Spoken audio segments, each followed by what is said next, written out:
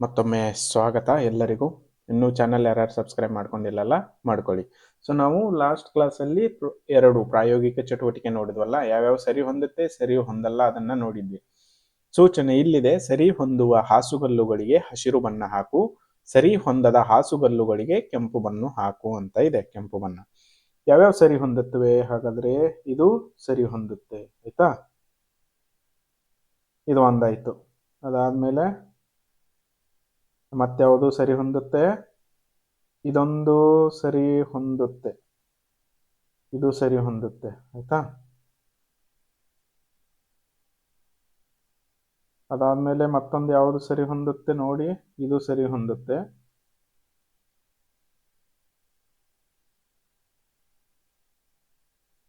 ಅದಾದ್ಮೇಲೆ ಇದೊಂದು ಸರಿ ಹೊಂದುತ್ತೆ ನೋಡಿ, ಇದು ಸರಿ ಹೊಂದುತ್ತೆ. ಅಂದ್ರೆ ಟೈಲ್ಸ್ ಅಥವಾ ನಾವು ಏನಂತೀವಲ್ಲ 10 ಗ್ರಾಮ್ಸ್ ಅಂತ ಕರಿಬಹುದು. ಸೊ ಇವು ಮೂರು ಹೊಂದುತ್ತೆ. ಅದಾದ್ಮೇಲೆ ಇವುಗಳಿಗೆ ಬಣ್ಣ ಏನು ಹಾಕಲ್ಲ, ಆದರೆ ಇವುಗಳಿಗೆ ನೀವು ಕೆಂಪು ಬಣ್ಣ ತುಂಬಿ, ಆಯ್ತಾ? ಸರಿ, ಎಸ್ಸು. ಅದಾದ್ಮೇಲೆ ಇದು. ಸೊ ಇಷ್ಟು ಇವು ಸರಿ ಹೊಂದಲ್ಲ. ಆಮೇಲೆ ಹಸಿರು ಬಣ್ಣ ತುಂಬಿದ್ದು ಸರಿ ಹೊಂದುತ್ತೆ, ಆಯ್ತಾ? ಸೊ ಅದಾದ್ಮೇಲೆ ನಾವು ಇನ್ನು ನೆಕ್ಸ್ಟ್ ಪಾಠ, ಇದು ನೆಕ್ಸ್ಟ್ ನೋಡೋಣ. ನಕಾಶ ಜ್ಞಾನ. ನೀವೆಲ್ಲ ನೋಡಿರ್ತೀರಲ್ಲ ಮೊಬೈಲ್ನಲ್ಲಿ. ಸೊ ನೀವು ಎಲ್ಲಾದ್ರೂ ಹೋಗ್ಬೇಕಾದ್ರೆ ನೀವು ಒಂದು ನಕಾಶೆ ಮ್ಯಾಪ್ ಅಂತ ಇರುತ್ತೆ, ಅಲ್ಲಿ ನದಿ ಇರುತ್ತೆ ಅಥವಾ ಹೀಗೆ ಟ್ರೈನ್ ಹಾದು ಹೋಗಿರೋದು ಇರುತ್ತೆ. ಅದಾದ್ಮೇಲೆ ಹೈವೇ ಇದ್ರೆ ಹೀಗಿರುತ್ತೆ. ಆಮೇಲೆ ಇಲ್ಲಿ ಬ್ರಿಡ್ಜ್ ಕೂಡ ತೋರಿಸಿರ್ತಾರೆ. ಸೊ ಅದೇ ನಾವು ಇಲ್ಲಿ ಕಲಿಬೇಕಾಗಿದೆ ಇವತ್ತು, ಆಯ್ತಾ? ಸೊ ನೋಡೋಣ ಏನೇನ್ ಮಾಡೋಣ. ನಕಾಶ ಜ್ಞಾನ. ನಿಹಾರಿಕಾ ಮತ್ತು ನಿಶಾಂತ್ ಬೆಂಗಳೂರಿನಿಂದ ತನ್ನ ತಂದೆ ತಾಯಿಯೊಂದಿಗೆ ಐತಿಹಾಸಿಕ ಸ್ಥಳ ವೀಕ್ಷಣೆಗೆ ಬಾಗಲಕೋಟೆ ರೈಲು ನಿಲ್ದಾಣದಲ್ಲಿ ಇಳಿಯುವರು, ಆಯ್ತಾ? ನಿಲ್ದಾಣದಲ್ಲಿರುವ ಬಾಗಲಕೋಟೆ ಜಿಲ್ಲೆಯ ನಕಾಶೆಯನ್ನು ನೋಡಿ ಚಿಕ್ಕವನಾದ ನಿಶಾಂತನು ಕುತೂಹಲದಿಂದ ಪ್ರಶ್ನೆಗಳನ್ನು ಕೇಳುವನು, ಆಯ್ತಾ? ನಿಹಾರಿಕಾ ನಕಾಶೆಯನ್ನು ತೋರಿಸುತ್ತಾ ವಿವರಿಸುವಳು, ಆಯ್ತಾ? ಅವಳೇ ನಿಶಾಂತ್ ಏನ್ ಮಾಡ್ತಾ ಇದ್ದಾನೆ, ಈ ಮ್ಯಾಪ್ ನೋಡಿ ಕ್ವಶನ್ ಕೇಳ್ತಾ ಇದ್ದಾನೆ, ಅವಳು ಉತ್ತರ ಹೇಳ್ತಾ ಇದ್ದಾಳೆ. ಸೊ ನೀವು ನೋಡಿರಬಹುದು ಇವು ಮ್ಯಾಪ್ಗಳನ್ನೆಲ್ಲಾದರೂ. ಇಲ್ಲಿ ನೋಡಿ, ನಿಮಗೆ ಹೇಳ್ತೀನಿ, ಇದೇನಿದೆ ಅಲ್ಲ, ಇದು ರೈಲು ಮಾರ್ಗ, ಆಯ್ತಾ? ಅದಾದ್ಮೇಲೆ ಇಲ್ಲಿ ಇದೇನು ಬ್ಲೂ ಕಲರ್, ನೀಲಿ ಕಲರ್ ಏನ್ ಕಾಣ್ತಾ ಇದೆಯಲ್ಲ, ಅದು ನದಿ ಇರುತ್ತೆ, ಆಯ್ತಾ? ಅದಾದ್ಮೇಲೆ ನೋಡಿ ಈ ಕಡೆ ಇದು ಡೈರೆಕ್ಷನ್ ಅಂದ್ರೆ ಮಾರ್ಗ ಕೊಟ್ಟಿದ್ದಾರೆ. ಇದ್ಯಾವುದು? ಆಲ್ಮಟ್ಟಿ ಕಡೆ ಟು ನಿಡಗುಂಡಿ, ಹೀಗೆಲ್ಲ ಕೊಟ್ಟಿರ್ತಾರಲ್ಲ. ಇದು ಇಂಗ್ಲಿಷ್ ಅಲ್ಲಿದೆ. ಇಲ್ಲಿ ಗದಗ, ಕೊಪ್ಪಳ ಇವೆಲ್ಲ ನೆರೆ ಡಿಸ್ಟ್ರಿಕ್ಟ್ಗಳು, ಬೆಳಗಾವಿ ಇವೆಲ್ಲ ನೆರೆ ಜಿಲ್ಲೆಗಳಂತ ಹೇಳಬಹುದು, ಆಯ್ತಾ? ಸೊ ನೋಡಿ ಇಲ್ಲಿ ಜಮಖಂಡಿ ಇದೆ, ಇಲ್ಲಿ ನದಿ ಹರಿತಾ ಇದೆ. ಇವು ಊರುಗಳು, ಚಿಕ್ಕ ಚಿಕ್ಕ ಅಥವಾ ಪಟ್ಟಣಗಳಂತ ಕರಿಬಹುದು, ತಿಳಿತಲ್ವಾ? ಸೊ ನೀವು ಯಾವತ್ತಾದ್ರೂ ನೋಡಿರಬಹುದು ಇದರಲ್ಲಿ. ಸೊ ನೋಡೋಣ ಮುಂದೆ ಅವ್ರು ಏನೇನ್ ಡಿಸ್ಕಷನ್ ಮಾಡ್ತಾರೆ ಅಂತ, ಆಯ್ತಾ? ನೋಡೋಣ, ಚೆಕ್ ಮಾಡೋಣ ಒಂದ್ ಸ್ವಲ್ಪ. ಓಕೆ, ನೋಡಿ ಇಲ್ಲಿ ನಿಶಾಂತ್: ಅಕ್ಕ, ಬಿಂದು, ಈ ಚಿಹ್ನೆ ಬಾಗಲಕೋಟೆ ಹತ್ತಿರ ಮಾತ್ರ ಏಕಿದೆ? ನಿಹಾರಿಕಾ ಏನ್ ಹೇಳ್ತಾಳೆ, ನೋಡು ನಿಶಾಂತ್, ಇದು ಬಾಗಲಕೋಟೆ ಜಿಲ್ಲೆಯ ಜಿಲ್ಲಾ ಕೇಂದ್ರ. ಅದೇ ಬಾಗಲಕೋಟೆ ಏನಾಗಿದೆ, ಜಿಲ್ಲಾ ಕೇಂದ್ರ. ಅದಕ್ಕೆ ವೃತ್ತ ಅಂದ್ರೆ ಒಂದು ಬಿಂದು ಇರುತ್ತೆ, ಅಂದ್ರೆ ಕಪ್ಪು ಚುಕ್ಕೆ ಮತ್ತು ಅದರೊಳಗೊಂದು ವೈಟ್ ಚುಕ್ಕೆನೂ ಇರುತ್ತೆ. ಜಿಲ್ಲಾ ಕೇಂದ್ರ ಸ್ಥಳ ಆಗಿರುವುದರಿಂದ ಹಾಗೆ ಗುರುತಿಸುತ್ತಾರೆ.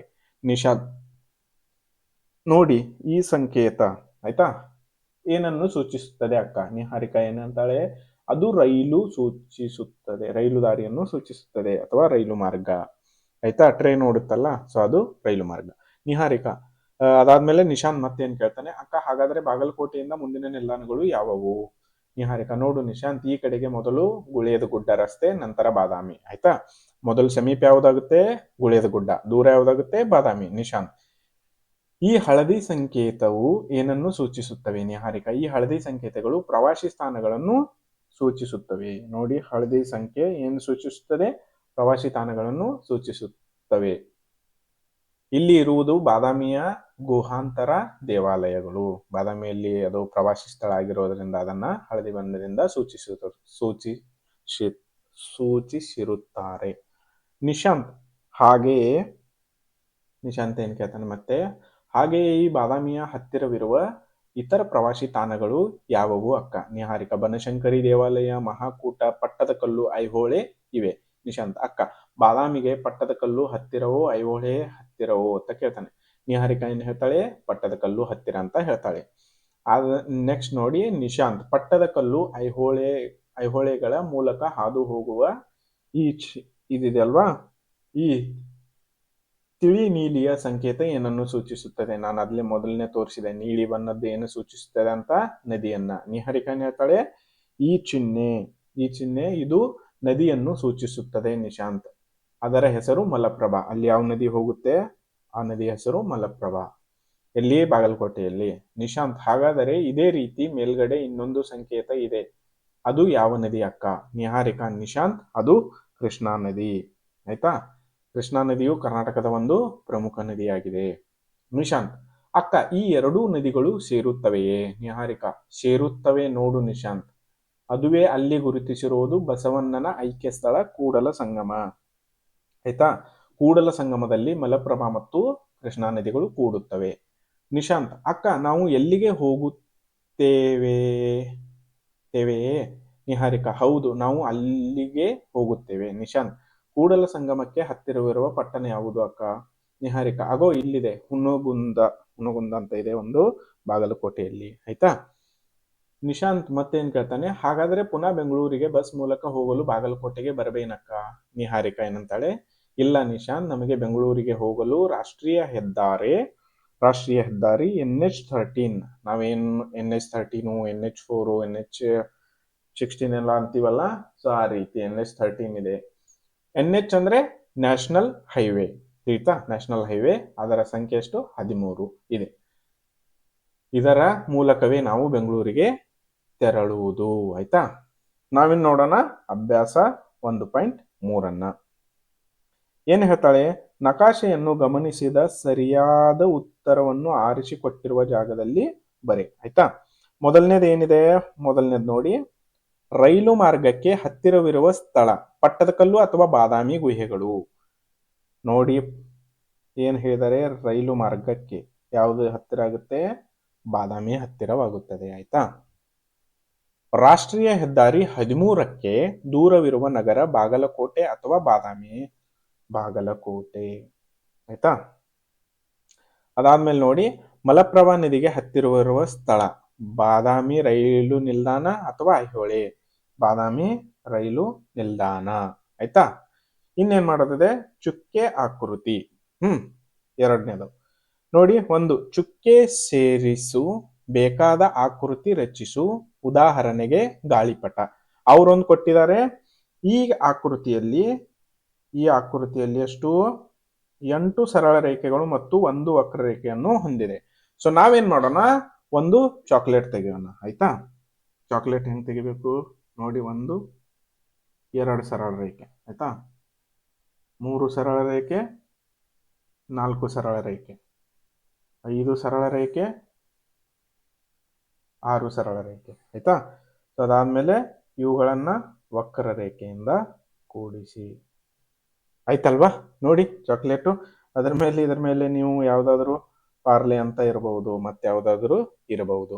ಆಯ್ತಾ, ಸೊ ನಾವಿಲ್ಲಿ ಎಷ್ಟು ಸರಳ ರೇಖೆಗಳನ್ನು ಬಳಸಿದೀವಿ ನೋಡಿ, 1 2 3 4 5, ಇದು 6 ಅಲ್ವಾ? ಸೊ ನಾವು ಇಲ್ಲಿ ಬಳಸಿರೋದು ಸರಳ ರೇಖೆ ಎಷ್ಟು? 6 ಅಲ್ವಾ? ಅದಾದ್ಮೇಲೆ ನಾವು ಬಳಸಿರೋ ವಕ್ರ ರೇಖೆ ಎಷ್ಟು? ಇಲ್ಲಿ 1, ಇದು 2. ಆಯ್ತಾ, 2 ವಕ್ರ ರೇಖೆಗಳನ್ನು ಬಳಸಿದ್ದೇವೆ. ಮುಗೀತು, ಇಷ್ಟೇ. ತಿಳಿತಲ್ವಾ? ಅದಾದ್ಮೇಲೆ ಮುಂದೆ ನೋಡೋಣ. ಎರಡನೇದು ಹಾಗೆ ಇದೆ. 2 ಚುಕ್ಕೆಗಳನ್ನು ಸೇರಿಸಿ ಕೆಳಗಿನ ಆಕೃತಿಗಳನ್ನು ರಚಿಸು.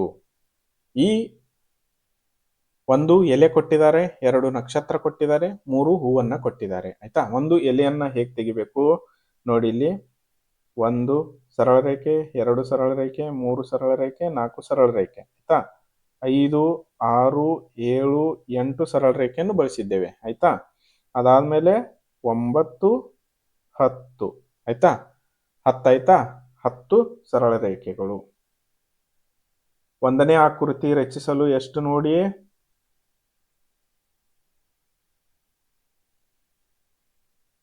ಅದಾದ್ಮೇಲೆ ಇದು ಒಂದು ವಕ್ರರೇಖೆ, 2 3 4 4 ವಕ್ರರೇಖೆಗಳಿವೆ, 12 ಯಾವಿವೆ ಸರಳ ರೇಖೆಗಳು. ಅಂದ್ರೆ 1 2 3 4 5 6 7 8 9 10 11 12 12 ಸರಳ ರೇಖೆಗಳನ್ನು ಬಳಸಿಕೊಂಡು ನೋಡಿಲ್ಲಿ ಕೆಳಗಡೆ 12 ಸರಳ ರೇಖೆಗಳನ್ನು ಬಳಸಿದ್ದೇವೆ ಆಯ್ತಾ. 12 ಸರಳ ರೇಖೆ ಬಳಸಿದ್ದೇವೆ, 4 ವಕ್ರರೇಖೆಗಳು ಯಾವ್ಯಾವು? 1 2 ಇದು 3 ಇದು 4 ವಕ್ರರೇಖೆಗಳನ್ನ ಬಳಸಿದ್ದೀವಿ. ಕರೆಕ್ಟಾ? ಅದಾದ್ಮೇಲೆ ಎರಡನೇದೇನಿದೆ? ನಕ್ಷತ್ರವನ್ನು ತೆಗೆಯಿರಿ ಅಂತ ಇದೆ ಆಯ್ತಾ. ನಕ್ಷತ್ರ ನೋಡಿ ಇಲ್ಲಿ ತೆಗೆದಿದ್ದೀನಿ, ಹೀಗೆ ಇದು ಹೀಗೆ ಇದನ್ನು ಬರೀರಿ. ಎಷ್ಟು ರೇಖೆಗಳು? 1 2 3 4 5 6 7 8 9 10 11 12 12 ಸರಳ ರೇಖೆ. ಇದರಲ್ಲಿ ವಕ್ರರೇಖೆ ಯಾವುದು ಬಂದಿಲ್ಲ, ಅದಕ್ಕೋಸ್ಕರ 0 ವಕ್ರರೇಖೆಗಳನ್ನು ಬಂದಿದೆ ಅಂತ ಬರಿಬಹುದು ಆಯ್ತಾ. ಅದಾದ್ಮೇಲೆ ಮೂರನೇ ಆಕೃತಿ ಯಾವುದಿದೆ? ಹೂವು ಇದೆ ಅಲ್ವಾ. ಇಲ್ಲಿ ನೋಡಿ, ಇಲ್ಲಿ ಮೂರನೇ ಆಕೃತಿ ಹೂವನ್ನ ತೆಗಿಬೇಕು. ಒಂದನೇದು ಎಲೆ ಆಯ್ತು, ಎರಡನೇದು ಇಲ್ಲಿ ನಕ್ಷತ್ರ ಆಯ್ತು, ಮೂರನೇದು ಇದು ಹೂವ ಆಯ್ತಾ. ಹೂವ ತೆಗಿಬೇಕಾದ್ರೆ ಏನು? ಎಷ್ಟು ಸರಳ ರೇಖೆಗಳು ನೋಡಿಲ್ಲಿ? 1 ಇದು 2 ಇದು 3 ಇದು 4 ಇದು 5 ಅಂದ್ರೆ ಸಾರಿ ಹಾಗಲ್ಲ,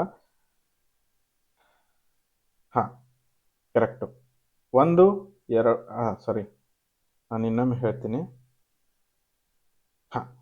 ನೋಡಿ ಇಲ್ಲಿ ಇದು 1 2 1 2 3 4 5 6 7 8 8 ಸರಳ ರೇಖೆಗಳು.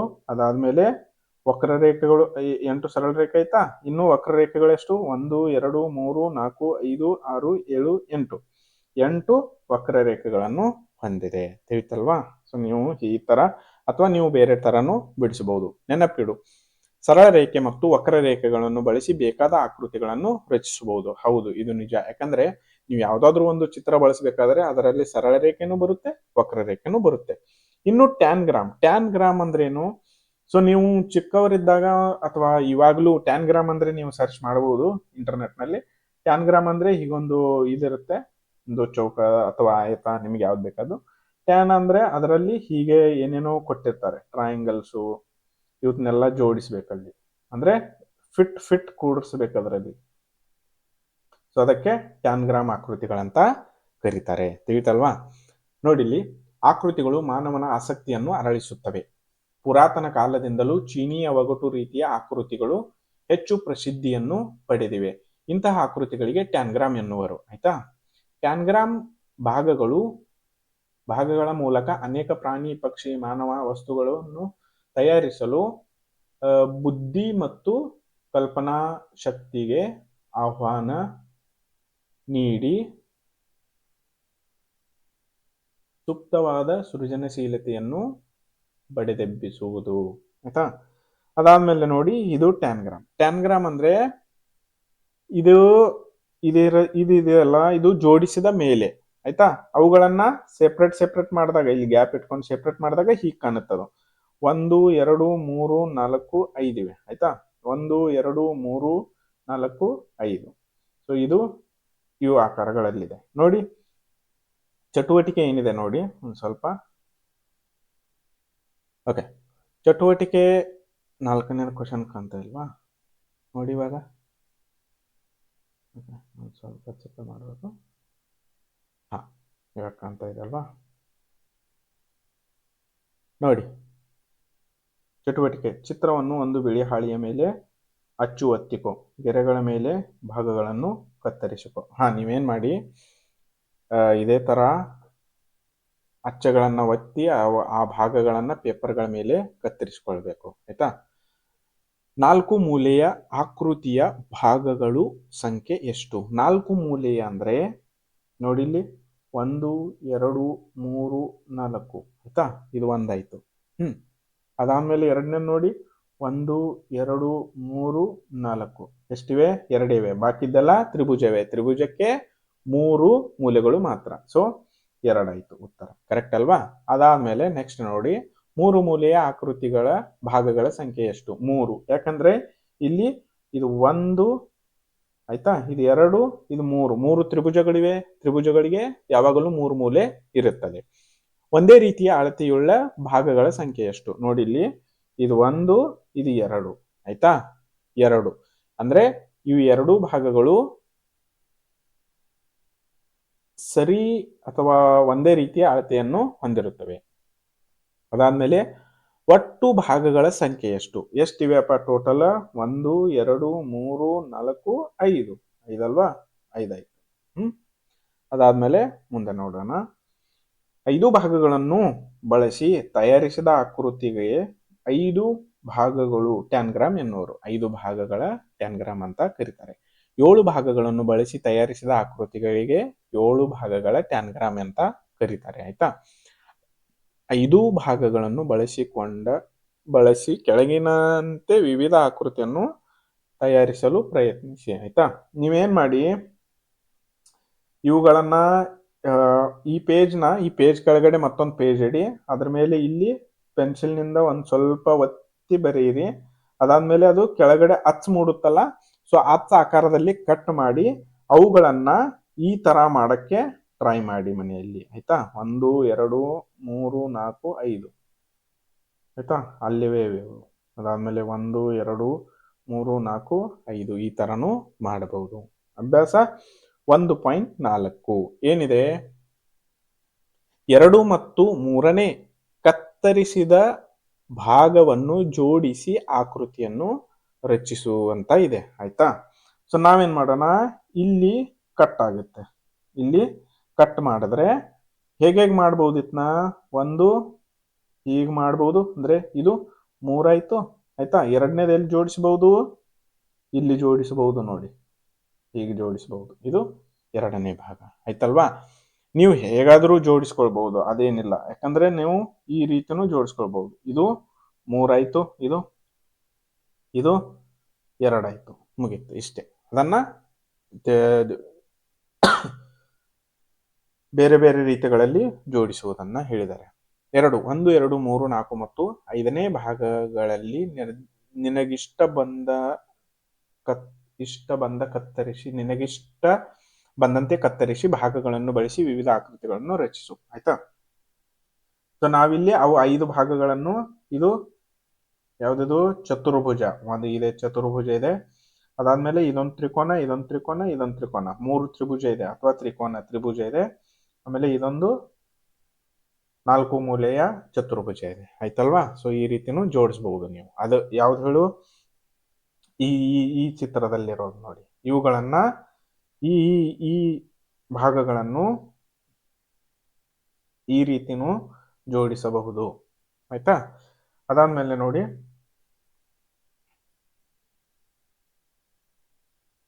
ಏನಿದೆ? 3 ಈ ಆಕೃತಿಗಳಲ್ಲಿ ಬಳಸಿ ಕತ್ತರಿಸಿದ ಭಾಗಗಳನ್ನು ಗಮನಿಸು. ಅವು ಹೊಂದಿರುವ ಕತ್ತರಿಸಿದ ಭಾಗಗಳು ಸಂಖ್ಯೆಗಳನ್ನು ಹೆಸರಿಸು. ಆಯ್ತಾ, ಇದೊಂದು ಪೇಜ್ ಕೊಟ್ಟಿರ್ತಾರೆ. ಇದನ್ನ ನೀವೇನ್ ಮಾಡಿ, ಇಲ್ಲಿ ಕಟ್ ಮಾಡಿ, ಇಲ್ಲಿ ಕಟ್ ಮಾಡಿ. ಆಯ್ತಾ, ಸೊ ಅದಾದ್ಮೇಲೆ ಅವುಗಳನ್ನ ಸೆಪರೇಟ್ ಮಾಡಿದ ತಕ್ಷಣ ಇದು ಇಲ್ಲಿ ಬರುತ್ತೆ, ಇದು ಇಲ್ಲಿ ಬರುತ್ತೆ, ಇದು ಇಲ್ಲಿ ಬರುತ್ತೆ. 1, 2, 3. ಸೊ ಈ ರೀತಿ ನೀವು ಅದನ್ನ ಸೆಪರೇಟ್ ಮಾಡಬಹುದು. ಆಯ್ತಾ, ಅದೇ ರೀತಿ ಇಲ್ಲಿಗೆ 1ನೇ ಪಾಠ ಮುಗಿಯಿತು. ಸೊ ನಾವು ನೆಕ್ಸ್ಟ್ ಕ್ಲಾಸ್ ಏನ್ ಮಾಡೋಣ? ಅಧ್ಯಾಯ 2 ಸಂಖ್ಯೆಗಳನ್ನ ಶುರು ಮಾಡುತ್ತೇವೆ. ಸೊ ಆದ್ದರಿಂದ ನೀವು ಎಲ್ಲರಿಗಿಂತ ಮುಂಚೆ ಏನ್ ಮಾಡ್ಬೇಕು? ಸಬ್ಸ್ಕ್ರೈಬ್ ಮಾಡ್ಕೊಳ್ಳಿ. ಸಬ್ಸ್ಕ್ರೈಬ್ ಇನ್ನೂ ಯಾರ್ಯಾರು ಮಾಡ್ಕೊಂಡಿಲ್ಲಲ್ಲ, ಸಬ್ಸ್ಕ್ರೈಬ್ ಮಾಡ್ಕೊಳ್ಳಿ. ಸಬ್ಸ್ಕ್ರೈಬ್ ಮಾಡ್ಕೊಂಡ ತಕ್ಷಣ ಏನಾಗುತ್ತೆ? ಅಧ್ಯಾಯ 2 ನಾವು ಯಾವಾಗ ವಿಡಿಯೋ ಅಪ್ಲೋಡ್ ಮಾಡ್ತೀವಲ್ಲ, ಅದು ನಿಮಗೆ ನೋಟಿಫಿಕೇಶನ್ ಬರುತ್ತೆ. ಅದಕ್ಕೋಸ್ಕರ ಸಬ್ಸ್ಕ್ರೈಬ್ ಮಾಡ್ಕೊಳ್ಳಿ. ಆಯ್ತಾ, ಇಲ್ಲಂದ್ರೆ ಸಬ್ಸ್ಕ್ರೈಬ್ ಹೇಗ್ ಮಾಡೋದಂತ ಒಂದು ವಿಡಿಯೋ ಬರುತ್ತೆ, ನೋಡಿ ಇವಾಗ. ಎಲ್ಲರಿಗೂ ಸ್ಕೂಲ್ ಟೆಕ್ ಕರ್ನಾಟಕ ಚಾನಲ್ಗೆ ಸ್ವಾಗತ. ಕೆಳಗಡೆ ಸಬ್ಸ್ಕ್ರೈಬ್ ಅಂತ ಬಟನ್ ಕಾಣ್ತಾ ಇದೆ ನೋಡಿ, ಅಲ್ಲಿ ಎರೋ ಮಾರ್ಕ್ ತೋರಿಸ್ತಾ ಇದೆ. ಸಬ್ಸ್ಕ್ರೈಬ್ ಮಾಡಿರಿ, ಅದರ ಮೇಲೆ ಪ್ರೆಸ್ ಮಾಡಿ ಸಬ್ಸ್ಕ್ರೈಬ್ ಮಾಡಿಕೊಳ್ಳಿ. ಸಬ್ಸ್ಕ್ರೈಬ್ ಮಾಡಿಕೊಂಡ ನಂತರ ನಿಮಗೆ ಈ ಬೆಲ್ ಐಕಾನ್ ಕಾಣಿಸುತ್ತದೆ.